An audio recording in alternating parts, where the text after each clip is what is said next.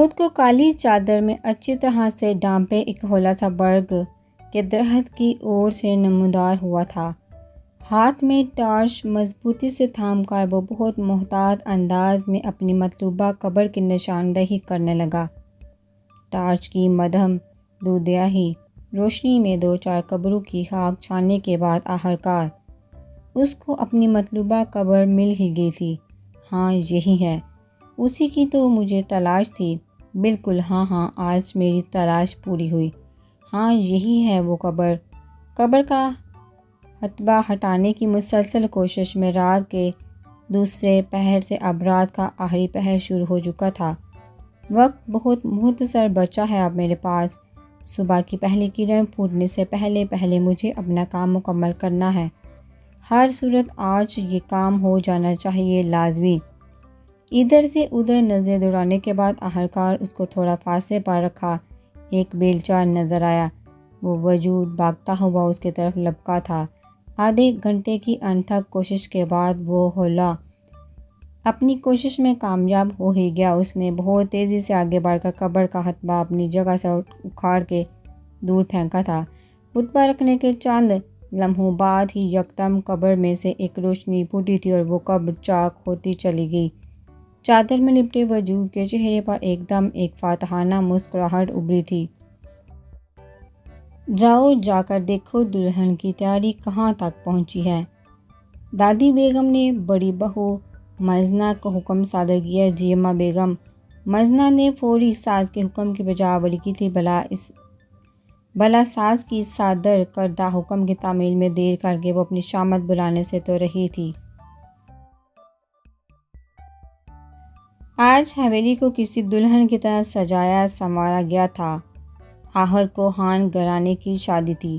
پورا علاقہ روشنیوں سے سجنے کی وجہ سے جگمگ کر رہا تھا۔ بارات کی تقریب کا انتظام حویلی کے بڑے سارے لان میں منعقد کیا گیا تھا۔ یہ خان خاندان کی روایت تھی۔ آج تک جتنی بھی شادیاں انجام پائی تھی اس گھرانے کی، وہ سب حویلی کی 4 دیواری کے اندر ہی منعقد کی گئی تھی۔ اسٹیج پہ دلہن دولہا کے لیے خان خاندان کا اس اہم موقع پر نسل در نسل استعمال ہونے والے روایتی جھولا دلہن دولہا کے لیے گلاب اور گیندے کے پھولوں سے سجایا گیا تھا، جبکہ جھولے کے دونوں طرف ارد گرد تخت رکھے گئے تھے جن پہ لال اور ہرے رنگ کا کارپیٹ بچھا کر گھاؤ تکیے لگائے گئے تھے۔ دلہن دولہا استقبال کے لیے گلاب کی پتیاں اسٹیج کے فرش پر بچھانے سے اس کی زینت میں مزید 4 چاند لگ گئے تھے۔ ایک تخت پر دادی بیگم سفید رنگ کا گھوٹا اور کرن لگا غرارہ پہنے اور اس کے کرتے کے گلے پہ 5 تولے کے سونے کے بٹن لگائے چاندی کے پاندان کو کھولے تنفر سے براجمان تھی۔ غرور حاکمیت ان کے ہر انداز سے جھلک رہا تھا، جبکہ دوسرے تخت پہ گھر کے خاص مردوں کے بیٹھنے کا انتظام کیا گیا تھا۔ بڑی تائی بیگم ثروت فی الحال اسکرین سے غائب تھی۔ حیرت انگیز طور پر اماں بیگم مزنہ کے چہرے کی ہوائیاں اڑی ہوئی تھی۔ وہ ہامتی کامتی ساس تک پہنچی تھی۔ اے بہو، کیا ہوا؟ تمہارے چہرے کا رنگ کیوں اڑا ہوا ہے؟ خدا کا واسطہ ہے بہو، کوئی اچھی خبر ہی سنانا، منحوس پیغام نہ سنانا ہم کو تم۔ بہو کے لٹھے کی مانند سفید پڑا چہرہ دیکھ نفیسہ بیگم ٹھٹکی تھی۔ دماغ میں ہتھی کی گھنٹیاں بج اٹھی۔ آخر کو جہاں دیدہ عورت تھی۔ اماں بیگم دلہن کمرے میں نہیں ہے۔ ہم نے ہر ایک جگہ دیکھ لیا، حویلی کا ایک ایک چھپا گنگالیہم۔ تو پھر کہاں ہے؟ جانتی ہو کیا خرافات تم سے بکتا ہے، یا پھر تم شاید یہ بھول بیٹھا ہے کہ کس سے مخاطب ہے تم اس وقت؟ اماں بیگم نے اپنے خاص پختوان والے انداز میں بپھر کے استفسار کیا بہو سے۔ اگر یہ مذاق ہے تو یہ سمجھ لو کہ تم اماں بیگم میں سچ کہہ رہی ہوں۔ میرا یقین کیجیے، میری کیا مجال کہ میں آپ سے غلط بیانی کروں۔ کیا ثبوت ہے تمہارے پاس؟ اور اگر تمہاری بات جھوٹی نکلی تو جانتی ہو نا تمہاری سزا کیا ہوگی۔ نفیسہ بیگم نے کرختگی سے کہتے ہوئے اپنی لاٹھی کو پکڑا اور اشتعال میں اٹھ کھڑی ہوئی۔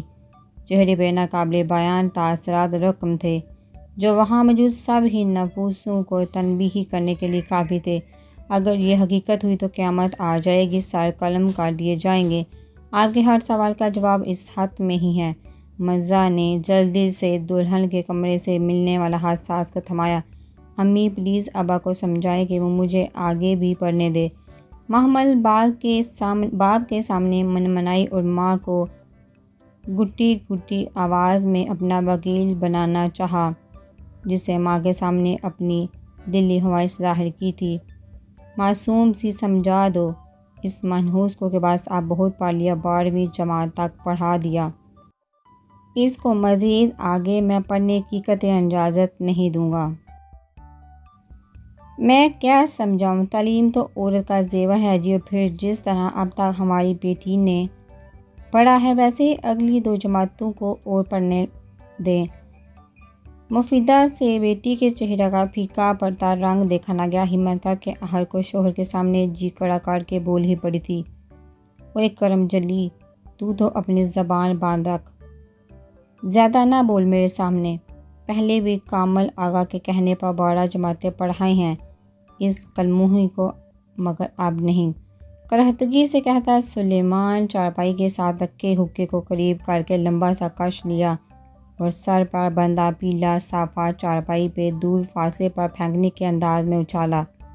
سلیمان ابھی کچھ دیر پہلے ہی گھر لوٹا تھا۔ محمل کو اپنے کورس کی کتابیں تھامے دیکھ اس کا پارا آسمان کو چھو گیا تھا۔ مگر ابو میری بات تو سن لے، میں تو پرائیویٹ پیپر دوں گی جس طرح پہلے دیتی رہی ہوں، اس طرح مشکل بھی نہیں ہوگی۔ بہت ہمت کر کے گویا ہوئی، زبان چلائے گی تو مجھ سے، اپنے باپ سے تن کا مقابلہ کرنا چاہتی ہے۔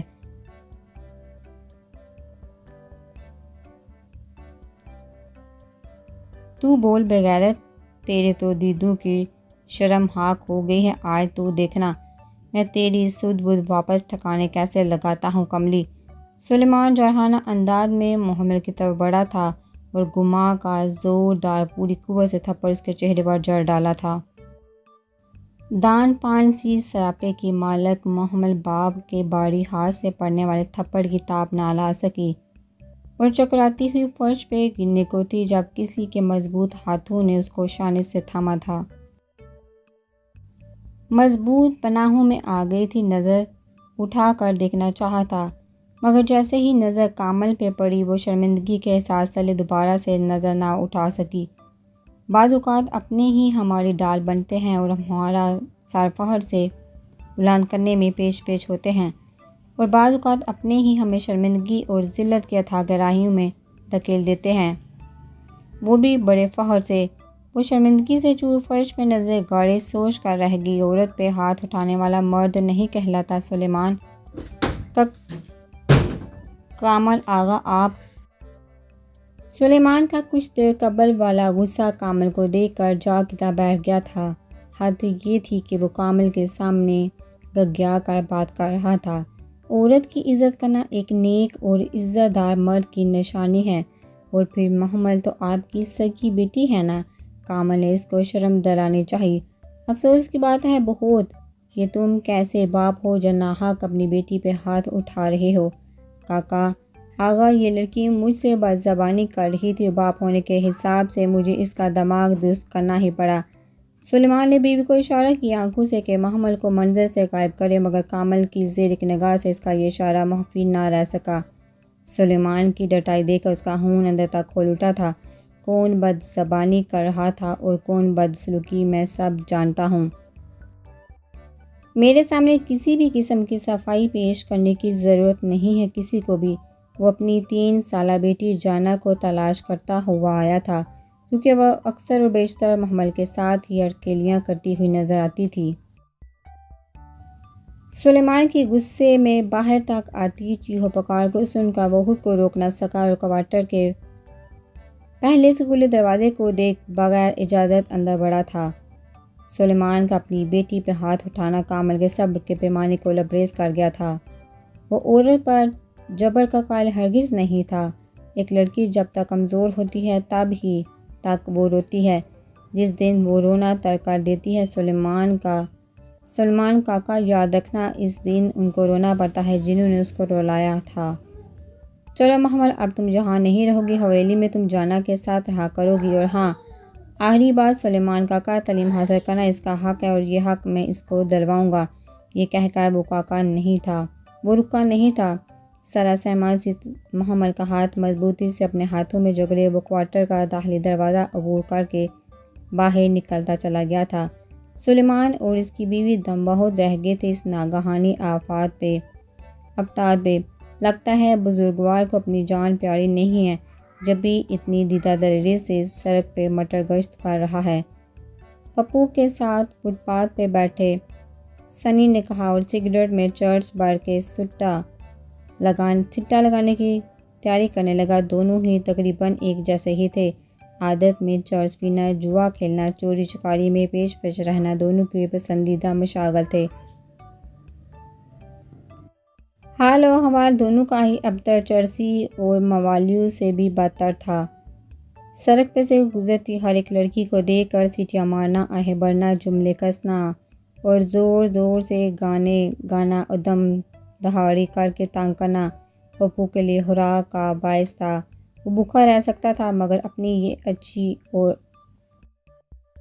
اپنی یہ اوچھی چچوڑی حرکت اور سکنات ہرگز نہیں چھوڑ سکتا تھا۔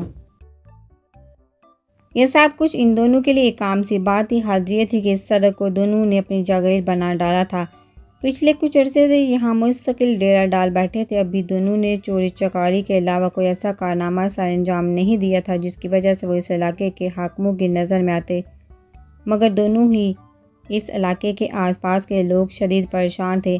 سنی تو پھر لحاظ کر جاتا تھا مگر پپو تو گویا آنکھوں میں ایکس رے فٹ کروا چکا تھا۔ ہر گزرتی لڑکی کا جب تک مکمل ہر طرح سے اوپر سے نیچے تک ایکس رے نہ کر لیتا تب تک مانو اس کی آنکھوں اور کلیجے کو ٹھنڈ نہ پڑتی۔ ابھی چھوڑ اپنی یہ ہونگیاں مارنا، جانتا ہوں تو میرے حصے کی بھی سگریٹ سلگانا چاہتا ہے۔ پپو نے چر سے بڑے بتی بنی سلگتی ہوئی سگریٹ کو چھیننے کے انداز میں لیا۔ سنی سے تیرے دماغ پہ کیا پیے بغیر ہی چڑھ گئی ہے؟ دیکھ تو ذرا سامنے وہ بوڑھا اندھا ہے یا پھر لنگڑا، شاید تبھی تو اس کو سامنے چلتا ٹریکٹر نظر نہیں آ رہا۔ پپو نے آنکھیں مسل کر سامنے دیکھا جہاں ایک بزرگ ہاتھ میں راشن کا بڑا سا تھیلا لیے گرتے پڑتے لنگڑاتے ہوئے کرتے کے نیچے دھوتی پہنے جبکہ سر پر جیک کا سفید اور گلابی رنگ کا ساپا باندھے پتھریلی سڑک پر لنگڑا کے چلتے جا رہے تھے۔ اس بات سے بے خبر کے سامنے سے ٹریکٹر گزر رہا ہے سڑک کی دوسری طرف پڑا ملبہ اٹھانے کے لیے، مگر یہ کیا تھا؟ وہ دونوں سمجھ رہے تھے کہ وہ شخص نابینا ہے جبکہ سامنے سے آتا شخص لنگڑا تھا، ایک ٹانگ سے چل نہیں سکتا تھا۔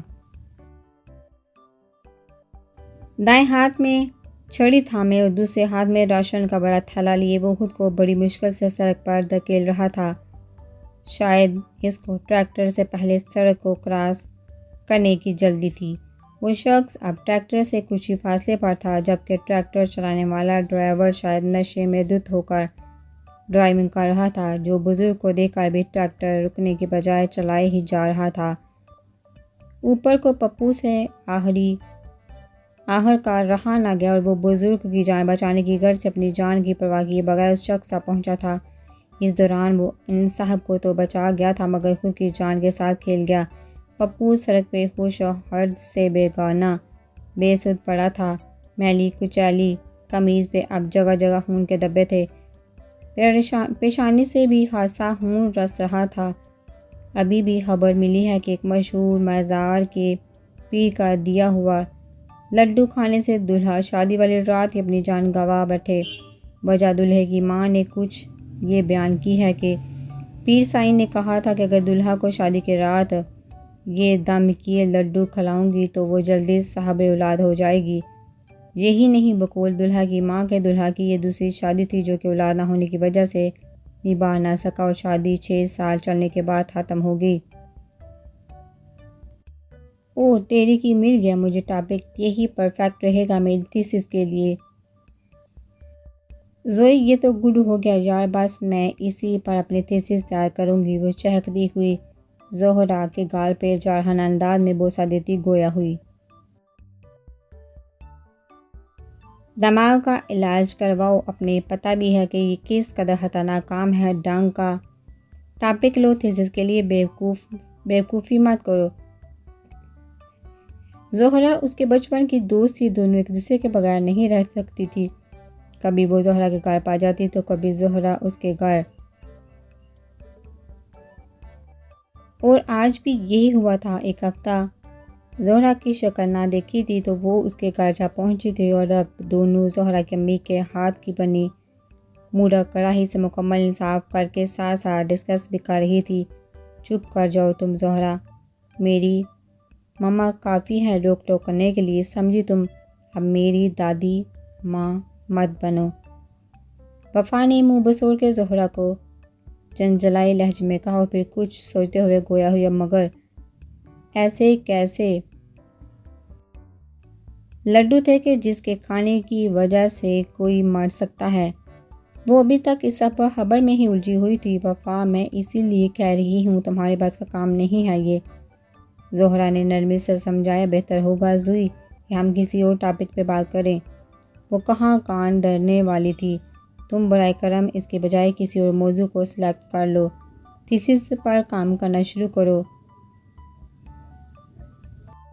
دور رہو ان چکروں سے، بلکہ ایک کام کرو، اس حرفات کو ہی اپنے ذہن سے جڑ کر دماغ کو اچھی طرح تیزاب سے واش کر لو۔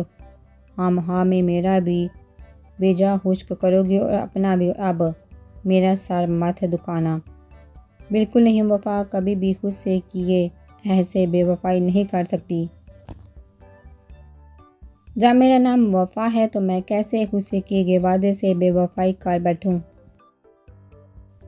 وفا نہیں کہتے ہوئے بالکل فلاسفر والا لہجہ اختیار کیا۔ اس کے اس انداز سے گفتگو پہ زہرا بساطہ ہنسی تھی، جبکہ وفا دوبارہ سے ہی وہی چینل جس کا نام حق انٹرٹینمنٹ تھا کو لگائے خبر کو غور سے سن اور دیکھ رہی تھی۔ وفا، میں کہتی ہوں بند کرو یہ مذاق، کوئی معمولی فیصلہ نہیں جو ایک دفعہ کرنے کے بعد اس پر نظر ثانی کرنا ضروری نہ ہو۔ جانتی ہو کہ اس قدر خطرہ ہے، اور پھر طرح طرح کے لوگ بھی، تم کیسے کسی کے دل کا حال جان سکو گی؟ اور پھر تم بھی اچھی طرح جانتی ہو کہ میری امی اس کام میں کبھی تمہارا ساتھ دینے کی اجازت نہیں دیں گی، اور میں اپنی امی کو اندھیرے میں رکھ کے کوئی بھی کام نہیں کرتی، تمہیں پتہ ہے بہت اچھی طرح۔ زہرا نے وفا کو ہر پہلو پر روشنی ڈال کے سمجھانا چاہا، مگر جانتی تھی کہ وفا اپنے ارادوں کی کس قدر پکی ہے۔ او یار تم تو ایسی بات نہ کرو، جبکہ تم یہ بہت بہتر جانتی ہو کہ وہ وفا حدوں کی کھلاڑی ہے، اور پھر جانی وہ مثال تو تم نے سنی ہی ہوگی کہ ڈر کے آگے جیت ہے۔ بند کرو یہ اپنے گھسے پٹے ڈائلاگ میرے سامنے مانا، تو تم اپنی بے جان ضد سے دستبردار نہیں ہوگی، نہیں ایک قدم بھی نہیں، اس کے باوجود کہ راستے خاردار۔ تمہیں وفا راستوں کو گلاب کرنا بھی ایک فن ہے جو کسی کو آتا ہے، اور یہ فن میں ضرور سیکھنا چاہوں گی۔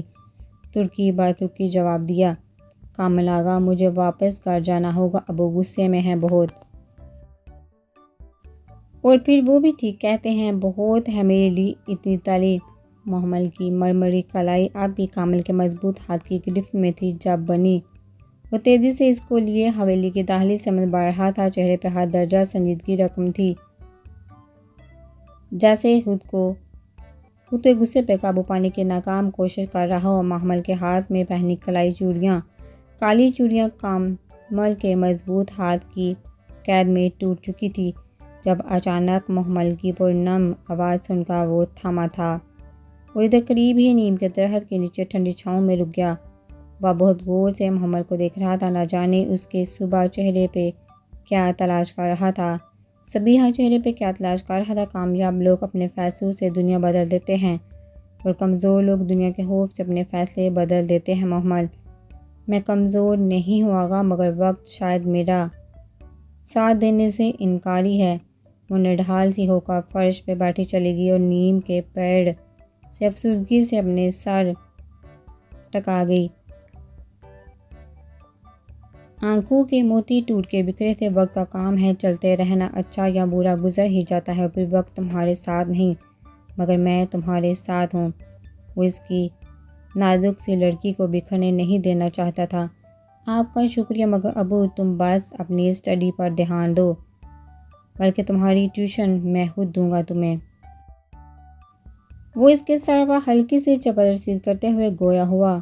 سچ کامل آگا، وہ ہاتھ بڑھا کر اپنی ہتھیلی پھیلائی، کامل سے وعدہ لینا چاہتی تھی، ایک دم پکا وعدہ۔ اور جس محمل کو میں جانتا ہوں وہ بزدل ہرگز نہیں ہو سکتی۔ میں بزدل نہیں ہوں، بس مجھ سے منسلک رشتوں کی ناراضگی مجھے اور میرے فیصلوں کو کمزور کر رہی ہے۔ وہ چہرہ ہاتھوں میں چھپائے پھول پھول کر رو دی۔ محمل ان آنسوں کو میری قبر پہ بہا لینا، مجھے عورت مضبوط اچھی لگتی ہے، خبردار جو آئندہ یہ بن موسم برسات کی تو۔ وہ کچھ اس انداز سے بولا تھا کہ محمل یکدم ہنسی تھی، جبکہ کامل نے اس کے سرخ گلابی گالوں پہ بہتے موتیوں کو اپنے ہاتھ کی پشت سے صاف کیا۔ ابھی وہ پیچھے ہٹا نہیں تھا کہ یکدم گرجدار آواز گونجی تھی، یہ ہو کیا رہا ہے ادھر؟